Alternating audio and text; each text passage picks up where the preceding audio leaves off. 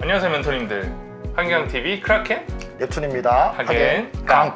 네, 오늘은 어떻게 보면 원장님들이시겠네요. 원장님들의 고민이 있을 텐데 그 중에서도 그 학원의 그 홍보는 어떻게 해야 되는가, 마케팅적인 관점에서 한번 여쭤보고 싶어요. 일단은 제가 학원을 운영을 했던 시기는 2005년 고맘때쯤부터 시작해서 2014년 정도였는데요. 그때만 하더라도 사실은 학원의 홍보라고 하면 거의 대부분 다 전단지를 신문에서 삽지를 하는 형태의 삽지 홍보가 주력이었습니다. 아, 종이신문이요? 네. 아, 진짜 고인물이시네. 무슨 독립신문 이런 건가? 효과가 있었어요? 5만 부 정도를 전단지를 만들어서 여기 삽지를 해서 보내면 거기에 한 0.1%면 0.1%와 같은 형태로 30통에서 50통 정도의 상담 전화가 들어온다 라고 했었고, 그 기준은 사실 그맘때쯤 생각해보면 대체적으로 잘 맞았었습니다. 네. 한 번 광고에 피드백 그 정도 오면은 괜찮았는데요? 사실은 나쁘지 않다라고 판단할 수 있는데, 일단은 사실은 비용 자체가 되게 저렴하지는 않거든요. 일단은 제작 비용도 들어가야 되고 삽지 비용도 또 추가로 들어가야 되기 때문에 사실 그만큼 비용을 지급을 했다라면 그 정도 선에서 상담이 돌아오는 건 맞다라고 봅니다. 강사님 경우는 전단지 홍보만 하셨나요? 일단은 그 당시에 저는 아니고요. 저희 부원장님이 초등부를 담당을 하셨었는데, 초등학교 앞에 가셔서 이제 그 판촉물로 막 연필 같은 거 있잖아요.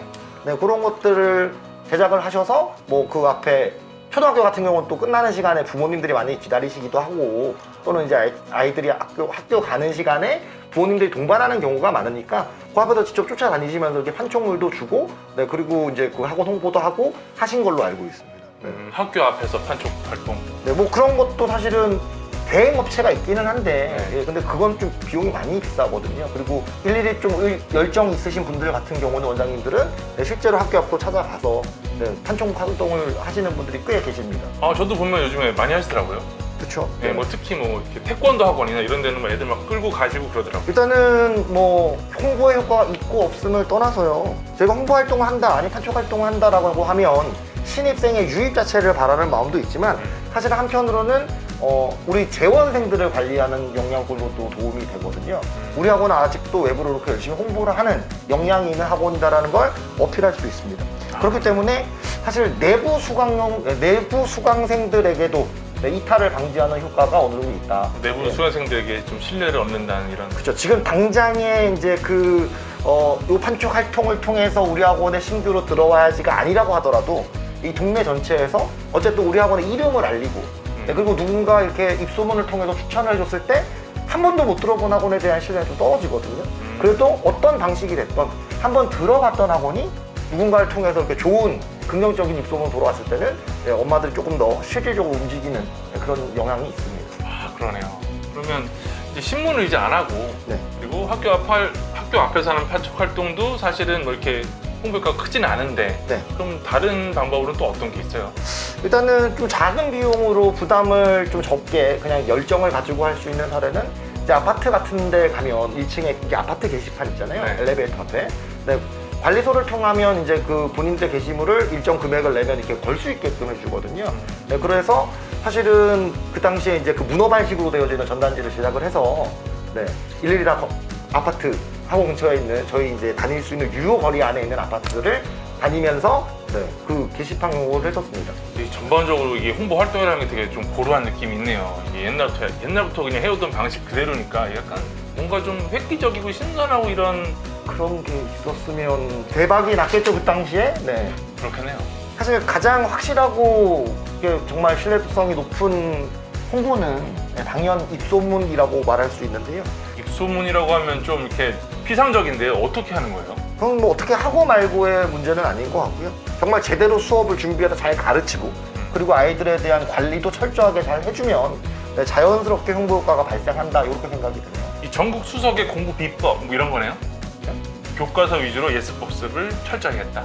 그런 방식이죠. 사실은 잔소 부르지 않고 가장 기본에 충실한 방식이다, 이렇게 말씀드릴 수 있을 것 같아요. 그런 거는 홍보 활동이라고 할 수가 없잖아요. 지금까지 말씀드린 건 그 당시 홍보 방법이고, 사실 이렇게 좀 알아보니까 최근에는 아주 다양한 방식의 홍보 방식들이 많이 발생이 됐더라고요. 생겼더라고요. 원장 안 하시는데 어떻게 하세요? 네, 좀 관심이 있어서 주변에 있는 원장님들을 통해서 좀 듣기도 하고 네, 좀 많이 공부해봤습니다. 네. 아, 그럼 어떤 것들이 있던가요? 대형 학원 같은 경우는 뭐 예전부터 썼던 방식이긴 한데요.